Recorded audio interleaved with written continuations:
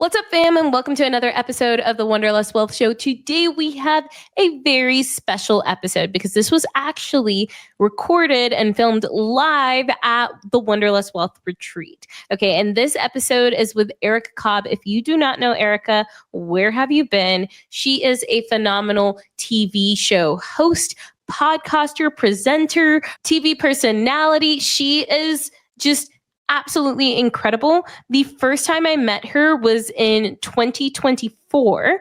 She was actually hosting an event at one of the membership clubs that I'm a part of. And I just thought it was really cool. She was doing this live interview with Karamo for her podcast. And I was like, that's so cool. Yes, the Karamo from Netflix's series Queer Eye. He is a part of the Fab Five. Yes, that Karamo. And just listening to her speak and how she carries herself and the level of her events and just the care that she puts into anything, I was like, who is this woman? How do I meet her? How do I become friends with her? All of it. I was just so enamored by her presence and everything that she was putting out there in the world and her message. So that's what I really want you to pay attention to in this episode. I'm honestly so honored that she came to the Wanderlust Wealth Retreat. It was so fabulous, and all of the women were absolutely buzzing after hearing her speak, and I know you're going to be buzzing too. So check it out. Let me know what you think. Erica, the first time I saw you was last summer. You had a live podcast event with, also, I've lost my voice a little, so it's been a long few days. We expected.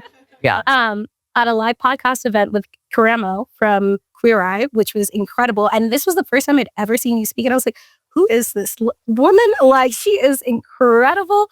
So can you just explain to people like who you even are? For anyone here who doesn't know who you are, like what would you tell people?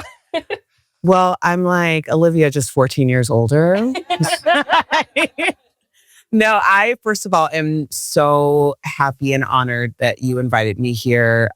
We haven't gotten a lot of chances to get to know each other. But from the moment that I met her, I was like, there's something about her that really reminds me of who I wish I was at her age. This is amazing and dynamic and honestly prolific. What's going to happen in your life is going to be chef's kiss based on where you are right now. Okay. But yes, my name is Erica Cobb and I am from Chicago. Yes. I really started my career in morning radio at a station called B96. Yeah. Now you're probably too young to remember when I was on the radio. Well, I'm scared to ask. I'm scared to ask. But I was on B96 when I was from 24 to 27. So that's been 20 years ago. I was a baby. Yes. Yes. And that was like a really big, it was something that continues to stick with me in my life because when I was 12 years old, I would sneak and get on the radio and call in.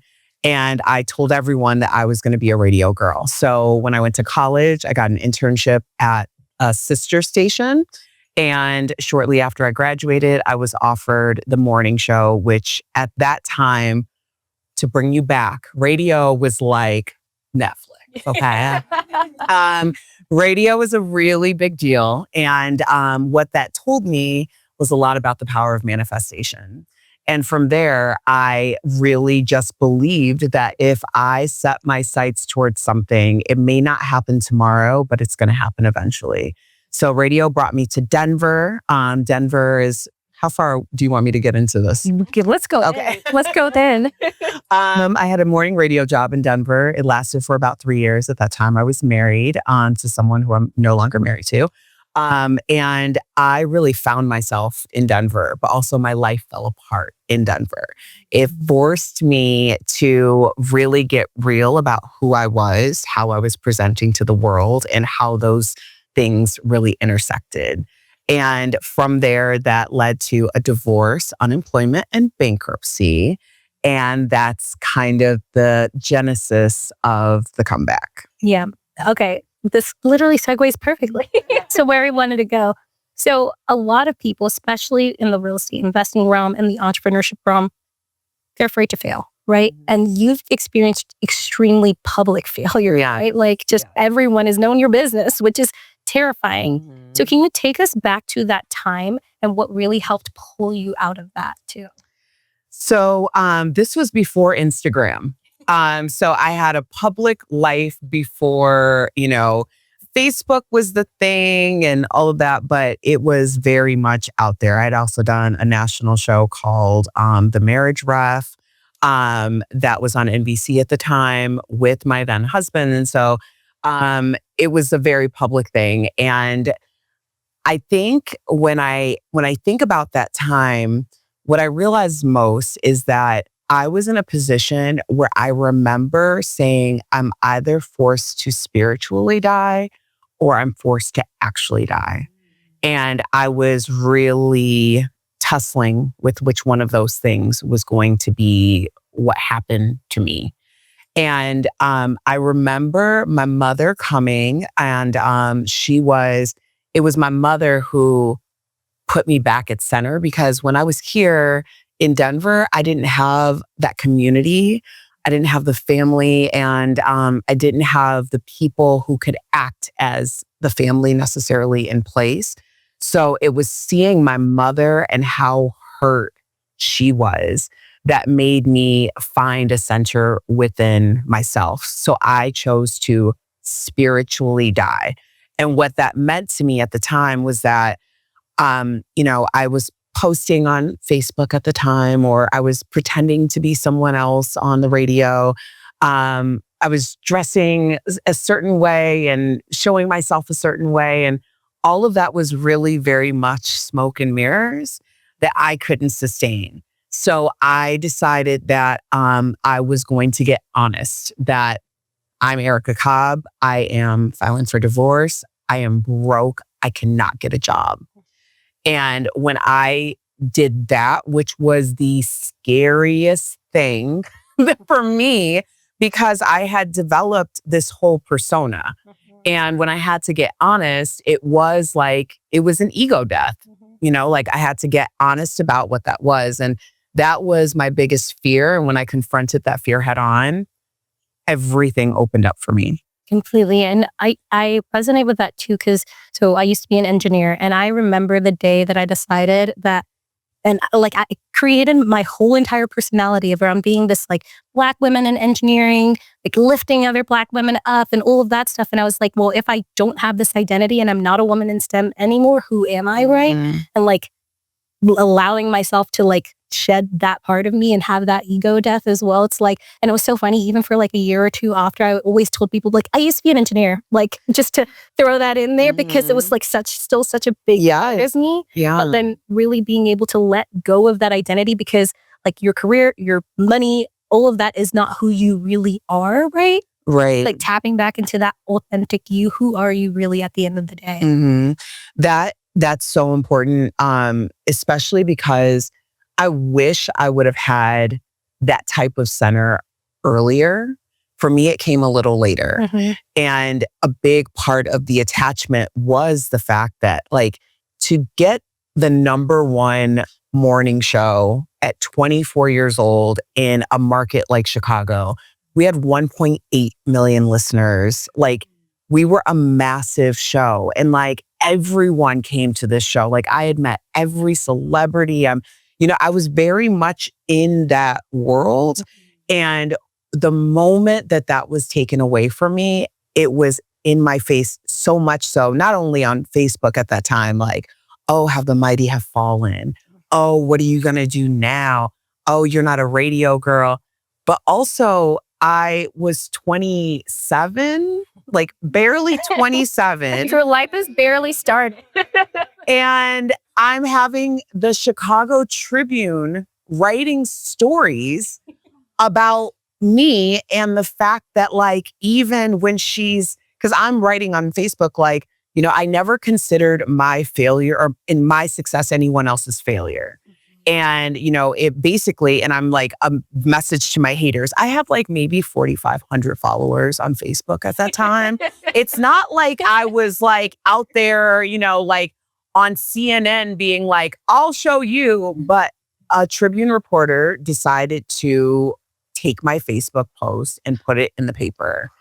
And I was absolutely trolled relentlessly for a very long time. And that was like very difficult too, because then I felt like I have to redefine my identity. I have to get this back. And really, when you're shedding an identity like that, you are shedding a chapter of your life to open it up for something bigger and better. Completely. So can you tell people about the early stages of because you started this podcast, but Come Back with Erica Cobb. And this time, it's not like you have funding behind you or anything like that. You're like pressing, like play on the camera, go on YouTube, right? So can you tell us about those early stages of building something? Because I think a lot of the time, especially with social media now, right? We see all of this instant gratification. It's like, okay, I'm going to start a YouTube channel and it's going to blow up. Yeah. No, it's not. Just FYI. Yeah. Every once in a while it does, but it takes time. As someone who's been trying to grow a YouTube channel for 2 years now, we only have 2,000 subscribers. I love my 2,000 subscribers. Yeah. So can you talk about those early stages and like also, and we're going to get into this a little bit more, but like all the like serendipitous moments that kind of led to like being on one of the biggest talk shows, you know, I'll let you talk. Yeah, no. So a lot happened from my divorce, unemployment, and bankruptcy. What ended up happening at the time, so I was unemployed, but I was also working for the Nuggets at the time for like the in-arena hostessing, which everyone like, that's the thing. Everything that I do is so forward facing that people, that people just assume that like, oh, she's the Nuggets girl. So of course she's like dating a player. She lives in a multi-million-dollar house. She does this, she does that. None of those things were true. They were paying me $100 a night. I was collecting unemployment. I was borrowing clothes from my friends. I was doing all the things to just keep this one job because at least that was like, I felt like this is an opportunity for something else. So that kind of kept me in Denver for a little bit longer. And then I ended up going to Sacramento, and that's where I got an opportunity. And I was unemployed for like full-time for going on 2 years at that point. And so I was just taking gig work, like wherever I could find it. And then Sacramento presented itself, and I just started dating this guy. And he lived in Denver and he was moving back to Canada. And so we were just kind of like, let's just hang out, you know, see how things go. And then when I got the opportunity in Sacramento, I told my mom, I'm like, so he's kind of like on the fence if he's going to go back. But at the same time, I have to take this job. But then I kind of also want to see where this goes. And I'm like, so I'm just going to tell him that I got this opportunity and see what he says. Because if he says, no, don't take the job, like figure something else out, then like, I know that that's my answer. I can't be with him because he doesn't understand me at all. And so it was like so nerve-wracking because I'm like, I really think this is the guy, but the timing is so bad because they're offering me TV and radio in Sacramento and I need to do this for me. Yeah. And so I went to him and I was like, hey, got this opportunity where I think he goes, are you kidding? This is like what you've wanted. Like you have to go. You got to do this. It's like, if it's meant to be, it'll be.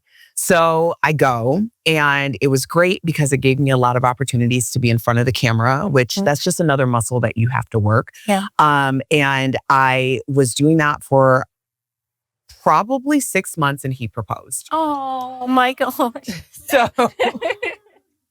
So now I'm like, well, I never thought I'd have a long distance marriage. But okay, here we are. And I'm still on this, like, I got a job. I am not quitting my job for any reason. Like, this is not happening. Like, we're going to figure it out. Yeah, he decided to stay in Denver. I didn't decide to stay in Denver. I decided to live whatever. And like, as the universe would have it, it was just this natural progression that it was all of these signs. It got very volatile in the work environment, like volatile. And I had another talk with my mom. She's my guiding like North Star. And I said, Mom, I think I have to leave this job. I don't have another job. And she's like, this is the time that you step out on faith. She's like, what do you want to do? And I said, I want to pursue television full time. So I had a contact from 10 years prior when I got auditioned for MTV. And I was so not ready for the audition. But I remember the casting director saying like, I really like you, but you're so green. Go out, get some experience and come back and see me. So I had been following this casting director for quite some time. And I reached out to him and I said, I'm ready. He was an agent in LA at that point. And I said, and I want you to represent me. And so he's like, all right. And I'm like, I have a meeting in LA. I did not have a meeting. I have a meeting in LA. And while I'm there with all of my meetings, can we just pencil in a meeting too? And so I ended up meeting with him and he's like, you're a radio girl. He's like, you might be a little bit more experienced. This is what you need to do. He's like, you need a brand. And I was like, he's like, what's your brand? And I started having this conversation with him and I'm like, I'm all about the comeback. And he's like, put materials out there so that you can curate a community and come up with your brand. This was back in 2016. No one had a brand. Okay. Like that was not a thing. So I decided to start, doing the videos and just talking about my experiences. And when I posted my first video, I had a full-fledged panic attack because I knew that I had to say the things that I hadn't said to everyone. And I was putting that out there as video number one. I was in my closet and at the time it was just a sliding closet. And I was just like in the middle of it, like, like, Lord. So I put it out there and then I was like, what's going to happen? Because I was used to getting some numbers at that point. And it was like 10 people watched. My mom watched 3 times. And I was like, okay, all right. And then I was like, okay, well, what do I do? And so then I call my manager agent at the time and I'm like, no one's watching this video. And he's like, yeah, it's your first YouTube video. So no one knows you. You don't have a following. You're trying to get people to switch platforms. You need to continue to create content. And so then I got really comfortable with creating content, knowing that 1 million people weren't going to watch and just laugh at me from the jump. And so that's when I started creating every week. And at first I did some videos with did this trade with this production company.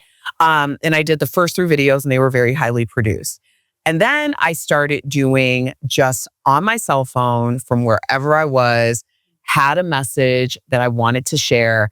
And I just got really comfortable with telling my message, editing my thing and posting it same time every week. And again, I got about 10 to 15 views.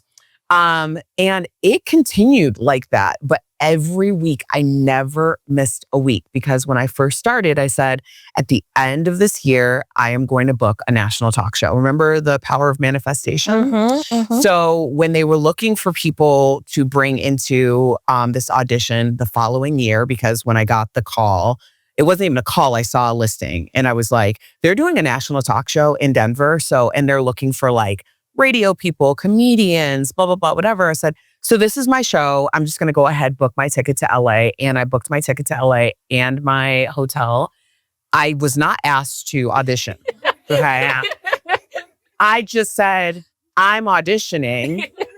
This is when the audition is in LA. So I'm going to go to LA and wait for them to call me because they're going to call me.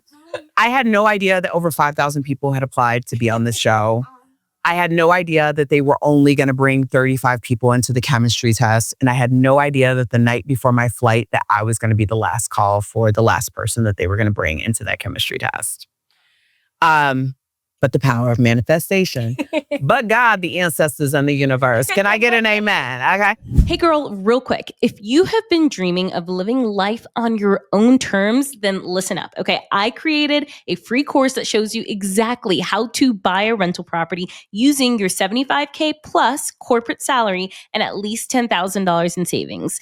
That's with no trust fund, no rich boyfriend, no daddy's money, no hundreds of thousands of dollars sitting in the bank, just strategy strategy, confidence, and a step-by-step plan. Now, in this free course, I'm going to be teaching you the number one strategy that is working for newbies in today's market. I'm also going to teach you how to spot a good deal and how to replace your corporate income with passive real estate income, escape the corporate hamster wheel, and not be dependent on your corporate job to survive. Now, this is for three kinds of people. This is for you if you are stuck in a job that you do not love, secretly dreaming of more freedom, more travel, and more peace in your bank account. Or maybe you're currently a digital nomad looking for more grounding and wealth building without losing the ability to travel. Or maybe you're a business owner or a corporate girly who just sees the volatility in the market and you just want to diversify your income. If any of those sound like you, then go ahead, go get the free course now. The link is in the show notes, or just go to oliviatati.com/free course. That's oliviatati.com/free course. Trust me, this could change your life. So that's what happened. And that's because I had a whole library of content on YouTube that they could pull from and see not only my comfort level in front of the camera, but also my very vulnerable life experiences that I was willing to share with the world, and that would make me potentially a good fit for the show. So it's not about the numbers. It's not about like the notoriety. It's about having a portfolio of work behind you that makes you an expert in what you're doing. Completely. And you never know who's watching. You really don't. You really don't. And I like even the power of faith too. I remember, so when I moved to Colorado last year, I had no plan. Like I literally decided, like one day I was like, I'm just going to pack my stuff and go. Pack my stuff, started driving, didn't have anywhere booked. I'm like on the road being like, I should probably book an Airbnb for the next 2 weeks. I don't really know. I just knew I needed to come here. And then for the next 2 months, I was like, I'm going to buy a house. I know I'm going to buy a house. I don't know how. I don't know where exactly, but it's going to happen. For 2 months, I'm staying in home exchanges. And then I got to a point where I was just so annoyed. I was like, I'm not going to book my next home exchange. I'm going to get a house. And it's like, just like that power, that faith in it. And it's like, got the house, you know? Yeah. And sometimes you do kind of just have to take that leap of faith. And I know that's a big thing that we keep talking about over this entire weekend. It's like knowing what your why is, where you need to go, and believing in it so hard that nothing can rock it. And like, yes, things will rock it, but still having that faith inside you that I think everyone can tell you've like always just had that so deep inside you. Yeah. I mean, the thing about it is it's energy. You know, like when you're putting energy towards something, especially something that like it's in your depth of knowledge, like this is in your bank of work and you're constantly chipping away at it. It's no different than school and like graduating from grade to grade. You know, like that's the thing. Most people are going to see the end result. A lot of people will look at me, and I say that because being on national platforms, people have a lot of assumptions about who that woman is, on the other side of the television. But all I am is just someone who thought this is what the goal is. And then I created the steps to get to that goal. Now, I didn't know if those steps were going to lead me to where I thought it was going to lead me. I certainly didn't see, all of the twists and turns coming. But every time I was detoured, I figured out a way to get back on the road. And because of that, I've been able to achieve a lot of the goals that I've set out. And I just believe in that so clearly. Yeah, completely.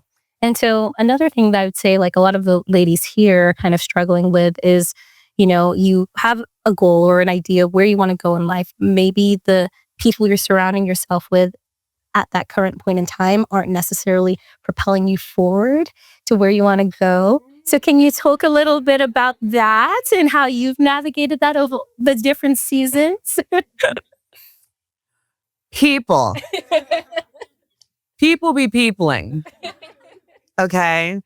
Yeah. And I'm a girl from the Midwest, there's a certain, everybody has their kind of thing. There's a certain sensibility. Also, everybody has their thing, their culture, the gender, whatever it is. But I was very much brought up in a space of people pleasing. So I did not want to rock the boat. I don't want to hurt people's feelings. I don't want people to feel like they're alienated and ostracized. You know, if I'm eating, everybody's getting fed. Well, guess what? They will eat you out of house and home and you are starved. Okay? Not everybody lives by that same code. All right? So you have to get very clear that you are the captain of your ship. And if this ship is going to continue to go its course, you got to take care of the captain first.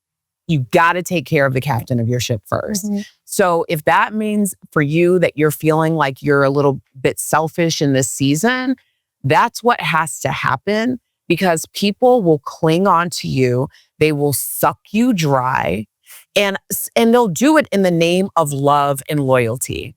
So we have to get really, really clear. You have to because I'll tell you, for each chapter of what I was doing or who I was in that chapter of my life, I had to let people go to get entry into the next level. They could not come with me. And sometimes that is so painful. And you want to do the rigmarole. Like you want to be like, but this is my girl. She was with me through my divorce. All these other people left, but that girl was there. And that girl may have only been for that season because she may only be able to recognize going through divorce Erica. She can't get to, I'm now national talk show host Erica. Her mind won't allow her to get there. It may not have anything to do with what I'm doing. Like for me, where I am, remember, I've been saying, when I did this, I'm going to take you with me. And she's like, but I'm still in a space where I want to communicate with you this way. Uh-huh. I want to do these things. I want to compromise your position and give no credence or respect to where you are in this space. And I could sink the ship. And you have to be like, I just wrote an email to a friend, and this was a friend that I had for 10 years.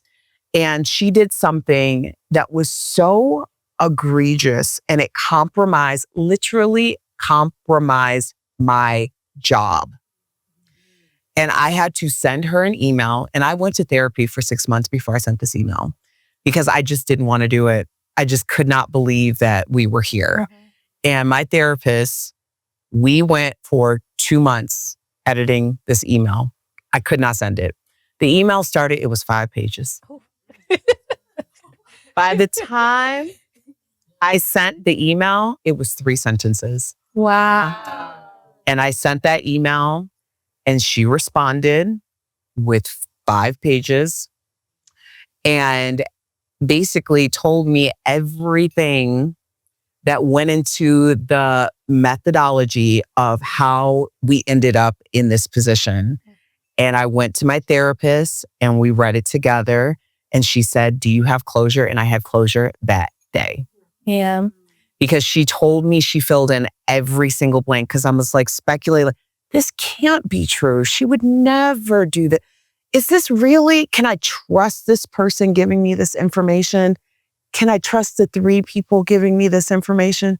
Can I trust the 5 people giving me this information? Like, damn, she did it. Like,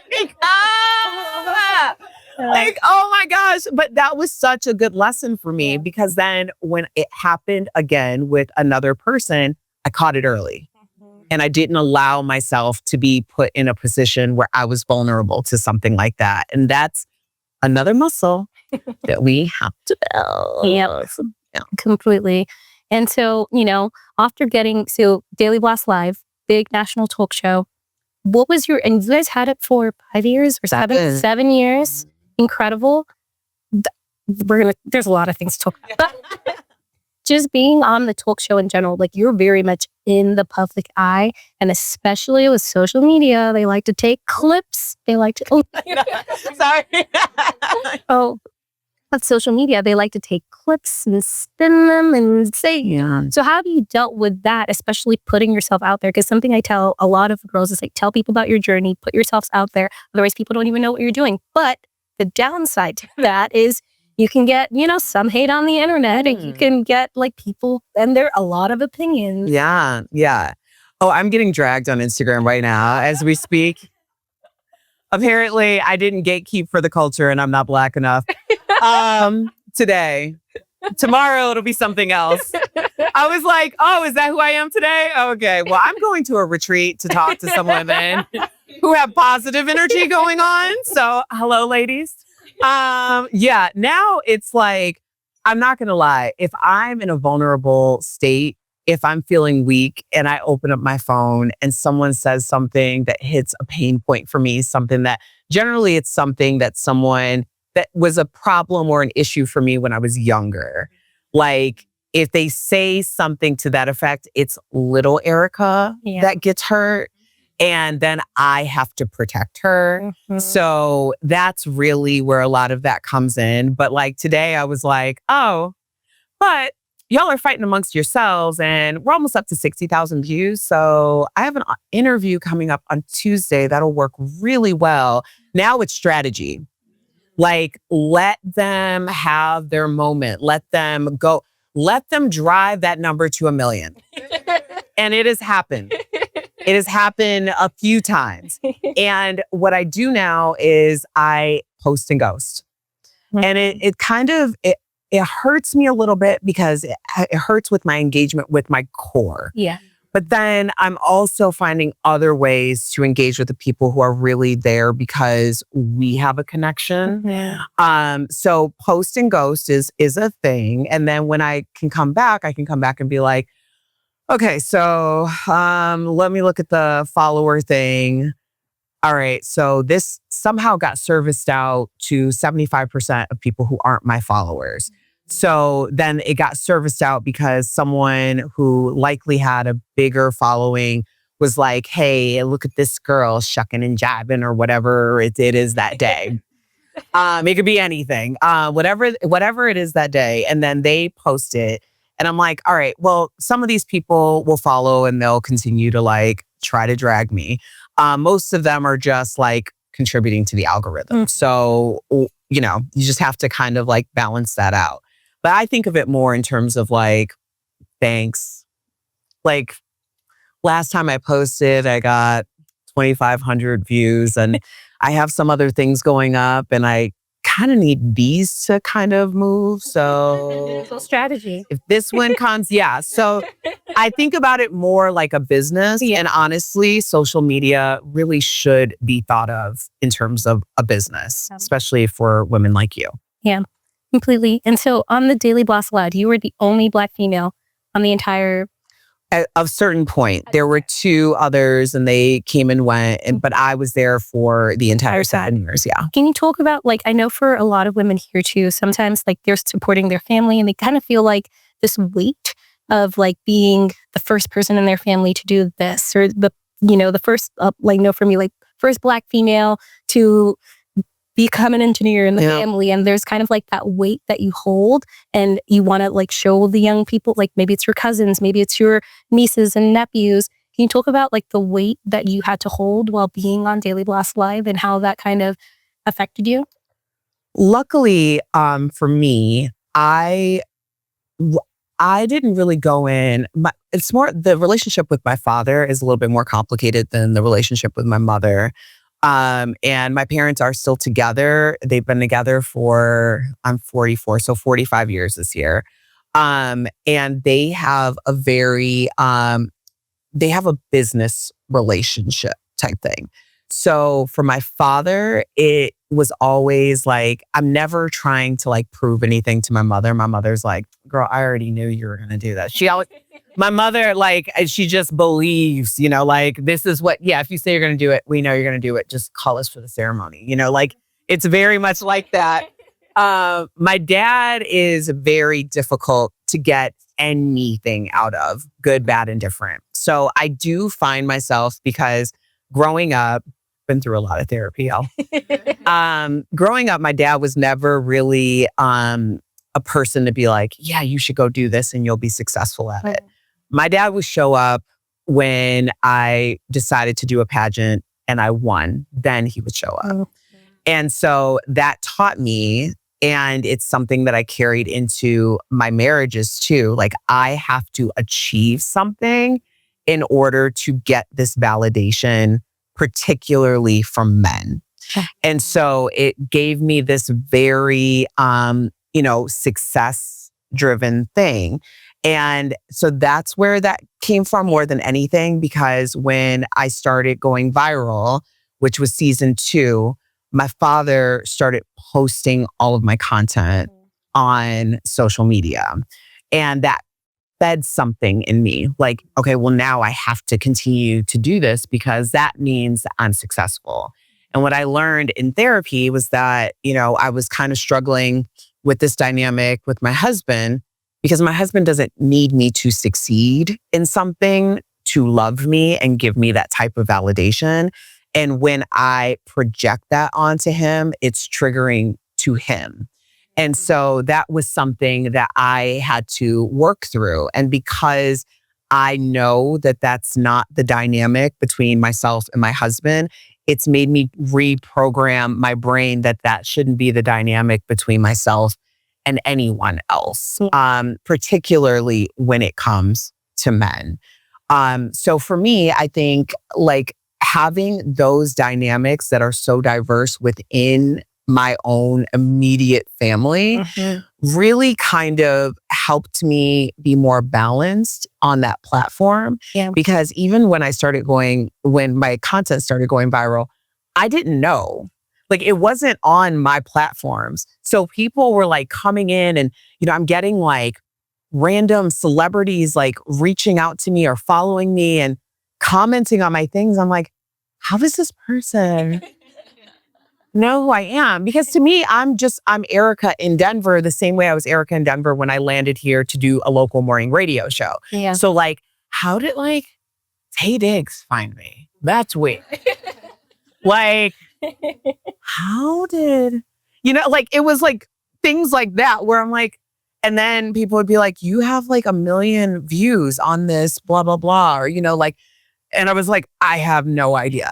I have no idea. So I think that saved me too, because it wasn't on my platform. So I wasn't like, oh my God, now I have to be someone completely different. I was just kind of like, where are y'all finding it? Can I find my sound? Weird. Yeah. Oh my gosh, I love that. Well, and so Daily Boss Live ended pretty abruptly, right? So can you talk a little bit, because I think like in everything, right? Sometimes things just kind of end and you're like, well, I was depending on this. Like this was such a big part of my life. Can you talk about that transition as well and like where you're at now? Because it just ended a few months ago. In September. September, yeah. Yes. Okay, so this is the good stuff, right? So when I lost my job in Chicago, that was very abrupt. Like did not see that coming. When I lost my job in Denver, very abrupt, did not see it coming. I was trying to buy a house at that point. And they had pretty much assured me that I had job security. I was the number 1 curated on the station, which just means that like I was the most identified or popular host on that show. So I had every belief that this was what I was going to do. In Chicago, my co-host made $21.5 million and had been on that show for 25 years. They brought me in at $50,000. I could not pay my rent. I bartended. I did all of the things, gig work to just pay the rent that I was paying. When I was in college, I couldn't pay, and I'm on a huge show. So my thought was, okay, this is my first show. It's a huge show, but I'm just going to pay my dues. I'm going to do all of the things to make it work because I'm going to be making $21 million. Not the case, okay? Not the case at all. Because what I didn't recognize when I was scrounging for those 2 years to find my next opportunity in Sacramento did end up coming. But Sacramento, I started to get it. My industry is changing. And I could see it because I remembered what happened in Chicago. And then the same thing repeated itself in Denver. And now it got so volatile in Sacramento because they're seeing it too. So when I was engaged in November and then I was going to be there for a year in March, I went in February and said, I'm going to leave the show. I'll give you 2 weeks because I had to I had saved my coins, honey. Okay. And because I knew that I didn't necessarily have job security. And when I decided that I was going to go to LA, I went to LA with the intention of booking gigs. Luckily, I wasn't making the kind of money that I was like in my head, if I can book 3 things this year at this rate, then I'll be making what I'm leaving in Sacramento. And it frees me up to do this YouTube channel and try to figure out how I'm going to make it on a national platform, which at the time I was like, maybe it's The View. Maybe it's the talk. I mean, I was thinking big because why not? Like, I was like, it's a national talk show. That's all I know. I just keep hearing this, whatever. So I made that leap. And when I went to my boss and told him that in February, he was like, how long can you give us? And I was like, the wedding's in July. I'll stay till June. And I stayed till June and I continued to collect my coins.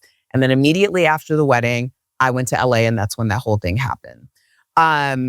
Why was I saying this? I was giving you a backstory. Sorry, I had to give you the backstory. Daily Blast Live ended. Oh, yes. So I saw the writing on the wall. With Daily Blast Live, I'm like, listen, I'm on a national talk show. It's broadcast television. Broadcast television is in the same situation that I was in when I was doing radio in Chicago. So they gave us 12 weeks for this show. So I always thought of the show as being 12 weeks after season 1 to season 7. I was like, this is a 12-week show. What am I going to do to prepare? So that's when I started. I took Comeback and I platformed it on DBL. And we started interviewing people with comeback stories. Then when I stopped getting segments for it, I was like, great. It's on a national platform. I have these pieces of assets. I'm going to use this to book guests so that I can do one-on-one interviews to talk about other people's comeback stories because I've exhausted my own. And then I started getting guests. Then they started sharing the assets because it was also a promotion for them. And from there, because I had a national platform, which I didn't know how long was going to happen, and I had my own brand, which was a big popular thing at that point. Like now everybody has a brand. So what am I going to do with this? And that's when I met someone who was the manager of one of my guests. And she was a different type of manager.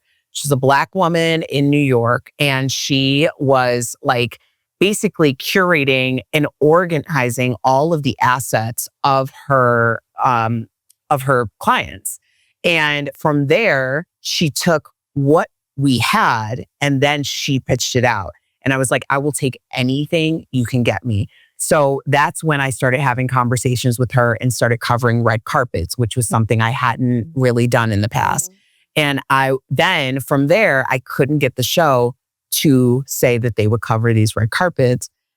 Part of it was that I'm covering Essence, I'm covering Ebony, I'm covering Black outlets, right? So I said, okay, I had decided that I wasn't going to be an employee. I was going to be an independent contractor from the moment that I started the show, which was a huge win for me because what that afforded me the ability to do is get my whole check. And when I got my whole check, that created and basically boosted my LLC. Yeah. So as opposed to giving money to the government and FICA and whoever else, I took that money and I created a team. I hired the best out of our team at DBL because we had already been working together so well. I was like, this guy is really great at field shoots. I'm going to bring him with me to cover these red carpet events. My makeup artist, who was a friend of mine, I'm going to bring him with me to cover these red carpet events. Right on. Then I got, exactly. And I started doing these events because the show would not support me. And so then I said, okay, I'm going to do these events independently, but we're going to package them and you're going to play them on the show. And then that's how I platformed my brand and my red carpet onto a national talk show. And so from there, you just have to get crafty. So when DBL was ending, I had not only done all the red carpets, and at that point I was doing BravoCon and I was doing everything. But I had gotten this team who started traveling with me every time I went somewhere. And it wasn't all the time. It was like maybe 3 to 4 times a year, maybe. And I had my budgets. I had all of that figured out. And by the time that DBL, and I knew that it was coming, and I kept telling everyone, I've been telling them since season 1. I basically have been like Chicken Little, like, the sky is falling. The sky is falling.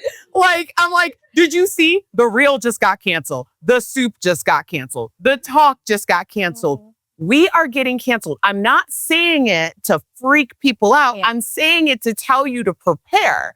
And so by that time, like season 6, I had done my first live show, and the year before I got nominated for an NAACP Image Award, which was a huge thing. Yeah. And that's only because I had curated all of this. At that point, I had like 150 episodes of Come Back with Erica Cobb.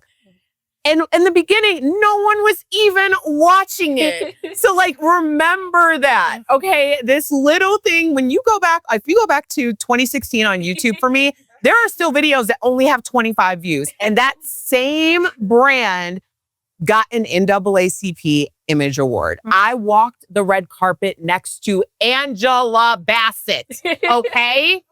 Yep. Okay? That little brand got me 7 years later over here. So the numbers, it's the consistency. Yeah. Consistency breeds credibility. If you've been following me for a while, you know that I absolutely love fashion. Like, I am always in bright, colorful clothes. I'm just a bright and colorful human. Even right now, I'm wearing a fabulous green dress, if you can see me on YouTube. But I also just go to a ton of different conferences and retreats and events, and I'm always wearing something different. And everyone always asks me, Olivia, where do you get your clothes from? Now, this isn't some Instagram influencer thing where it's like, oh yeah, everyone asks me. No, actually, everyone does ask me where I get all of my clothes from. And the funny thing is, I actually got rid of half of my closet years ago whenever I started nomading, because I just hate clutter and don't want a ton of stuff. And I'm just not like a stuff girl. And 80% of the time, I'm actually wearing rented clothes from Nuuly. Yes, this fabulous green dress that I'm wearing right now is from Nuuly. I know, I don't actually buy clothes like ever, really. I mainly rent. And that's because, number one, I get bored of clothes easily, and I like to change my clothes all the time. That's why I am legitimately always in a new dress. Number 2 is I hate clutter. Like, I just hate having a crazy full closet where I can't find anything and it's just such a mess. And then number 3, I am always traveling, and sometimes it's hard to pack a bunch of different stuff in clothes, and I like to travel light. I also take a lot of pictures of myself, so I like to be in different outfits. And sometimes I even get the rental sent to wherever I'm traveling to. That way I don't even have to pack it with me. And this way I just get to wear way nicer clothing than I usually buy. Like, literally over the last 3 years, I have rented over $150,000 worth of clothes, but I've spent less than a tenth of that actually on clothing.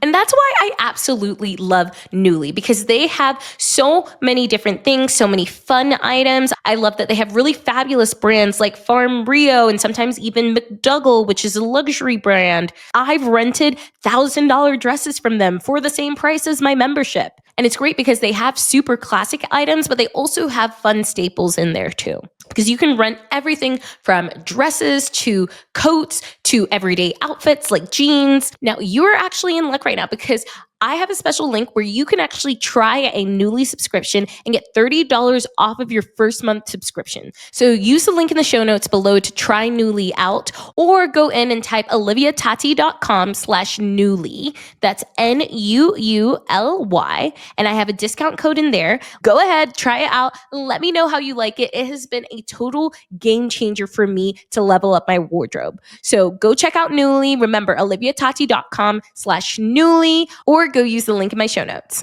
So when they announced, that was a week after, the week of Karamo. So I did the live event with Karamo. At this point, I'm doing full scale live audience events. Yeah. Okay. Yeah, it was, and I'm just putting my money back into this, right? I'm investing in myself. So by the time we did that, the next, I think 3 days later, we found out that the show was being canceled. And they gave us 3 months, which everyone was freaking out. I was like, y'all, they gave us 3 months. That never happens. And they gave us a severance, which never happens. I was like, listen, this is what y'all got to do. Okay. Because I know what I'm going to. But this is what everybody's got to do. So I was like, we got to stick together as a host. We got to do a podcast. We have to build a brand and we have to get ready for the next chapter. Me personally, I had just applied for the Goldman Sachs 1 Million Black Women Black in Business program. And my thought process for that was that when DBL goes off the air, which is inevitable, I didn't know when, but when it goes off the air, I need to know how to be a CEO. Because my intention is to take the team that I've curated by doing little gig work here and there, and I am going to build a production company. And we're going to figure it out from there.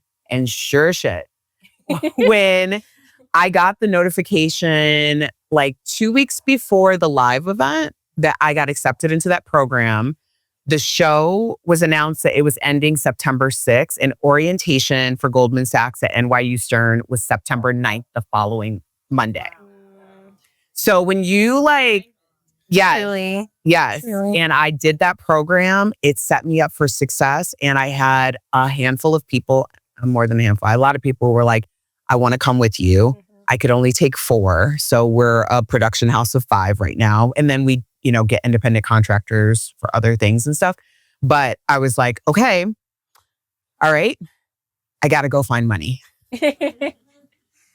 And that's what I set out to do. But because I knew, I was not shocked. And when I found out, it was very strange. And I do feel bad. But they told the hosts separately, and we were all sitting there with our, executive producers and stuff. And they announced that the show was ending. And I had this awakening, like a cloud had been lifted. And I went up and everyone else went down. And I went, oh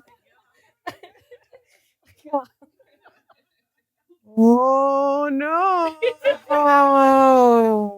But I was so excited because I knew that this had to happen and I didn't have to make that decision. Yeah.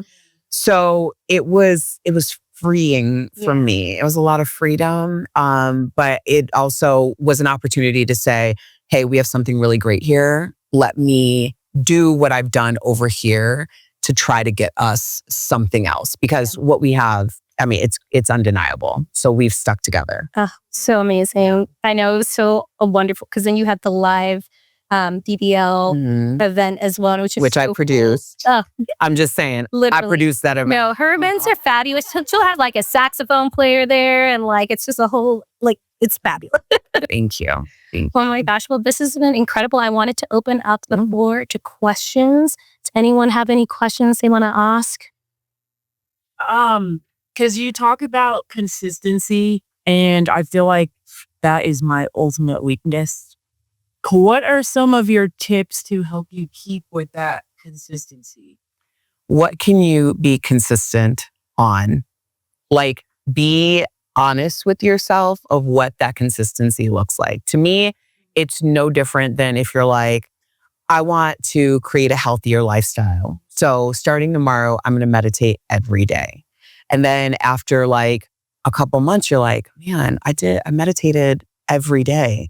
It would be nice if I didn't feel dehydrated all the time. You know what? I'm going to incorporate drinking more water into this. And then all of a sudden you go a few months and you're I've meditated every day. I've drank X amount of water every day.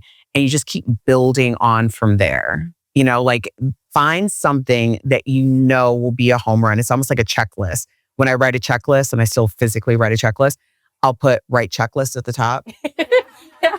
Just so when I'm done, I can check off that I got something done. And it's very similar to that. It doesn't have to be all the things all at once. Mm-hmm. I feel like that's honestly a mistake a lot of people make is they try to do all the things all at once and it's so overwhelming. That's when you're well, I'm just going to not do anything, I guess, because you missed one day. What about times where you've had moments where maybe you haven't been super consistent? How have you brought yourself back to it? Oh, yeah. I've had many moments where I haven't been super consistent. I think sometimes just acknowledging where you are, like Erica in September, she wasn't ready, like she just wasn't. And there were a lot of reasons for why she wasn't, like having that conversation with myself. And then also realizing, like, have you ever decided like, I'm going to do something and then it doesn't work out. And then later on you do it and it works out and you're like, I see why I had to do it now. But I'm proud of myself for giving it a good heart, good try, like over there, like that was optimistic in that space. But over here, it's like, I kind of got a dry run. So now when I'm doing it and it's the right time, it's like, oh, because I wouldn't have had this and this wouldn't have been in place. You can be retrospective with yourself in that way. Yeah, I have a question. I'm so happy that you mentioned the friendship aspect of it because I think that's what I'm navigating right now as I enter this next phase of my life. Last year I went through a bad breakup and then, no. It's okay. No, it's okay. There have been a lot of tears this weekend. Bad friendship breakups. Yeah. It's okay. It's all right. Yeah. Girl, it's good. Good. No, it's all good. Okay. So all that to say is, I've been trying to figure out where it goes. And I think the great thing about this is that I have a lot more like clarity. Thank you so much. Clarity about where I'm going. So you mentioned your mom. I'm struggling. I'm so sorry. Okay, girl. It is okay, This girl. is what we are here for. Exactly. Child purge. Okay? It is all good. I had a conversation that they and I should. But my family is not that type of support system. So I feel like I'm doing a lot of things on my own. It seems like controversy and being able to withstand controversy is like the key to being able to be successful at whatever you choose to do. And I struggle with that because people pleasing. It's also part of what makes me good at my job. Making sure that I'm identifying a need and then fulfilling it. When my question is like, obviously you had your mom, but how do you know when to trust people? How do you know how to navigate situations and balance that friendship plus business? So, Alicia. Okay. Yeah. Okay. Alicia, girl. You're a stylist, right? That's a very intimate space. You're exchanging energy all the time. And that's very difficult to try to protect your energy when you're engaging and putting your love and efforts into your work on someone's crown. So I think it's really important for you specifically to make sure that you're balanced and centered going in every day.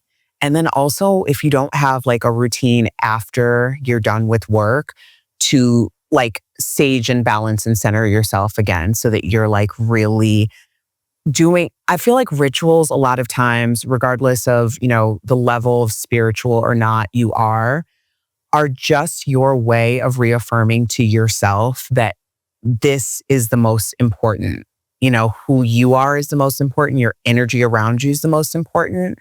And like when you said that you had a friendship breakup with a relation or intimate partner breakup at the same time, I don't know if you experienced this. My friendship breakups have been harder than my divorce. It's just a different level of intimacy and vulnerability and sharing. But what I know for sure is when I said purge, because I've had to do this and you'll have to continue to do it. It's not the last time, unfortunately. Yeah. But it's not the last time that this is going to happen in your life. My mother's 73 years old and she literally just went through a friendship breakup. And I've been coaching her through it because it is devastating and, you know, you feel a different sense of vulnerability. But here's the thing is when this, and I'll take my mom, for example, because you think in your 70s, it's like, these are, you know, it's the golden girls. We're having cheesecake. You know, like this is what we're doing. But the truth is, the reason why that relationship for her had to end was because my mother needs to be more active. She needs to spend more time in the spaces like her Owls Club, that she calls it. And it's a seniors club that they do pickleball and lots of pickleball. But they do crafts and they do all of the stuff. And this particular friend was in a more negative and more neutral space. And my mother's a very active 70-something. And because that friendship ended, it forced her to get into these spaces that were more aligned with who she is in this moment and where she needs to be. And I assure you that, you know, life's rejections are God's protections, or whoever or whatever you believe in, every single time. So when you lean into that and just be like clear, and I sometimes will talk to myself in the mirror, however you want to do it, but just say, this hurt. Not gonna lie. Woo! So what was this about? And then just have a conversation, you know, like, cause you know, deep within yourself, you know some of the things, even if you don't know all the things, and why this could potentially be the case at this point. And I tell you, when you recognize it, and even if you're still emotional about it, when you take ownership of like, I'm recognizing that this is why this had to happen. I'm recognizing that this taught me something about myself, how to navigate these things. When it's time, then the answer is going to come to you and it's going to be so clear. This is why this motherfucker had to be in my life. This is exactly the reason why. And when you talk about how do you know to trust people, I don't think you need to know to trust people right off the gate. Now, here's a little tip too. When you say, like, I saw things with the friendship breakup that I had to send the email, that wasn't the first time. That was not the first time that I knew that there was, you know, the call was coming from inside the house. And I ignored it because I wanted to believe in the 10 plus years that we had spent together in friendship and all of the good times. And when I tell you, when I got very clear that this person could no longer be in my life, I spot that energy a mile away. And that energy is very attracted to me. It's very attracted to me. She has come back to me in so many different forms over the past 4 years since I've had to say goodbye to her, like in other people, that same energy. And so you have to start to trust. There's something about this. I may not be able to identify exactly what it is, but there's something about this inside that's repelling me because when I had to grow from that last experience, that was my lesson. And I don't want to learn that lesson again. Just another muscle. Yeah. We got to exercise. And I feel like it's like, you know, there are things that we overcome and it's like the universe will send us tests all the time, right? But you think you overcame it and then it'll send you another test. But when that happens, just know it's probably something that is a core wound inside you. That is something that you constantly have to revisit, but trust that trust muscle that you have inside, right? And just keep coming back to it. And it's like, someone said this to me and it was like, I was listening to Kiki Palmer's audiobook. So good. But she was saying that basically when these tests come, first time, you're probably going to fail. You're going to get that F. But each time, you're just trying to get to a C, then to a B, then to an A, and an A+ each time. So also, that's a really good book. And I know we've given so many book recommendations. We temple one more question. Okay. Well, I had a question because I know you talked about like starting that brand way back then and how that brand has like propelled you so far. And I think like several people in this group are like multi-passionate creatives. And I've already like gone through like several rounds of rebranding. Sure. Yeah. so I think like that's one thing that I struggle with. So, I mean, like there's multiple things that like you want to do and so I know that there's like one particular path that like it's going to be like forever. Like I would do it for free. Like fitness is like a passion. So I wouldn't do it for free if I, like even if I wasn't getting paid for it. But like even within that, like the branding has like changed multiple times. And I don't want that to be like in the past has been like, the big blocker that stops you from taking action. It's like, okay, no, just do it and start and do it anyway. Yeah. But then when you like get caught up into it, like I know like branding is still such an important part of strategy. So how do you reconcile like needing to take action and then also having the best strategy for like branding? So, okay, that's a little complicated because, yeah, I mean, well, I think the thing is, I would really get clear about what was the catalyst for each time you felt the need to rebrand. Was it that you weren't getting the engagement that you thought you were going to get, that you weren't connected to it as much as you thought you were going to, that you kind of like, it was something that you were super passionate about, but it was a brand that could only last for X amount of months or years? Like, what was the genesis of that decision?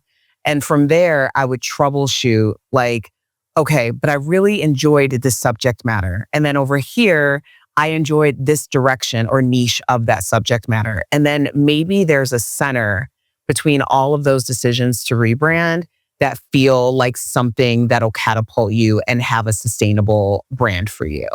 But ultimately, I really, and again, I've told you my story, but I caution you against like, if you have one person who's super engaged with your content and wants to follow you and they are a soldier, like this is my girl. I can't live without her. Like, like to me, that's a success because ultimately that one person is going to turn to 2 and that's going to turn to 4. And it's how passionate are you about what you're doing that you're okay with that 1 to 2, 2 to 4, as opposed to 100 to 200, 200 to 2000. What's the runway for that? Because my runway, and girl, when I tell you I was dragged for an entire year, did you see? Even my mother was like, she's doing videos and talking to herself on Instagram. Everybody thought I was crazy. Everybody thought I was crazy. Like my mom was like, I mean, she always figures it out. I don't know. Maybe she's lost it. And then all of my colleagues and peers and stuff, you go from a show with 1.8 million people and now you're getting 15 to 20 people watching videos of you on Instagram. But guess who didn't have anything to say when I booked a national talk show? That was a year. Do you have what it takes to go a year and have people talk about you, write about you, undermine you? Like, that's the thing. That is a muscle that I needed though, because when I got to that national platform, what I didn't anticipate was getting 30 to 50 to 100,000 people all dragging my ass at the same time. Yeah. So I needed that practice. And sometimes that's what it's preparing you for. So always be aware of that too. Also, this is honestly just a great conversation because we're doing a whole vision casting workshop later. And it's like pairing very well with what we've got on the docket. One thing I wanted to mention too, so like Anita has experienced this because I tell Anita everything, but like I went through a whole rebranding crisis. I feel like over the last few months, I was like, do I want to talk about real estate forever? I don't know, like all this stuff. But something that really helped me was getting clear on why am I even doing this in the first place? Like, what is the real mission behind what I'm doing? And having that, because we've been friends for a long time now. You're one of my soldiers, right? Like you followed me through my Plan era and my like real estate agent era and like my fitness era, right? All the era, right? But when you are so passionate about something too, people will see that, they will follow it, and they will follow the evolution as well, right? And you'll know when you find that thing, and you clearly have, it's okay to like pivot a little in between. You have to test stuff too, but like always coming back to, okay, at the end of the day, why am I really doing this? And that's always going to gear the content that you're putting out, like your message that you're trying to say too. Also, just a quick note too, just to keep in mind, because how many of you are creating content in and out? Or, like, yeah. So no. And that's okay. Like that really is okay. I think what I want to kind of just give you something to think about too is that when I first started doing the YouTube videos, I never missed a week. I did a full year of content, never missed a week. When I first started doing the podcast, when I switched it to the podcast platform, I went 2 years, never missed a week. And then what happened was I had this whole library. So I have these whole libraries of, portfolios of work. And then I was like, is it more important that I'm creating content and never miss a week? Or is it more important that I'm creating content that matters when it matters? So when you have a library of content, and that's why it's sometimes, just think of it that way. I'm creating my library so I can get into the specifics of what's really driving me to do this. Because now I haven't posted a comeback video or podcast since the fall, but I've been spending since November traveling, doing interviews with people I went through IVF and now I'm waiting for a gestational carrier match. Totally different story, but we're hoping to still have a baby is what it comes down to. But what I did was I decided that I was going to focus on my journey with fertility and trying to find a gestational carrier. And I did interviews surrounding that. So that series will come out around, sorry, this is a shameless plug. Everyone goes far. That series will drop on YouTube and on podcasts in April surrounding National Infertility Awareness Month. So when people go, right. So when people go to that content and they're like, hey, that resonated with me. Let me go back and see what the comeback is about. And now all of a sudden I have a whole new group of followers and audience that all of this content is new to them. Yeah. So think about it that way too, like how to use your old content for fresh eyes. Amazing. Well, this has been so wonderful, so fabulous. I can already just see the lights going up, So thank you so much for being here. Thank you. I think you are amazing. Y'all are amazing. Thank you for having me. This was a lot of fun. Thank you. Thank you. Amazing. Wasn't that absolutely freaking incredible? Seriously, so incredible. If you're not following Erica on all of the platforms and if you are not listening to her podcast, make sure you go and do that. Seriously, she is so inspirational. If you like this episode, I would really, really appreciate it if you left a review. That is the only way to grow this podcast, is if you leave a review and if you share it with your friends, with your family, with anyone who you think would benefit from this episode. I really appreciate you helping me get the word out. I'll see you on the next one. Bye, fam. Thank you so much for listening to Wanderlust Wealth Show. Now, don't forget to follow the podcast, or if you're watching on YouTube, make sure to hit that subscribe button. If you love this episode, it would literally mean the world to me if you shared this with a friend or a family member, or literally like anyone off of the street. Like right now, go ahead, share it so you don't forget, or post it on social media and make sure to tag me. I love seeing what you're listening in on and what you resonated with, and I'm just so freaking thankful for you. I'm so freaking excited for you. I love you, and don't forget, life really doesn't have to be hard.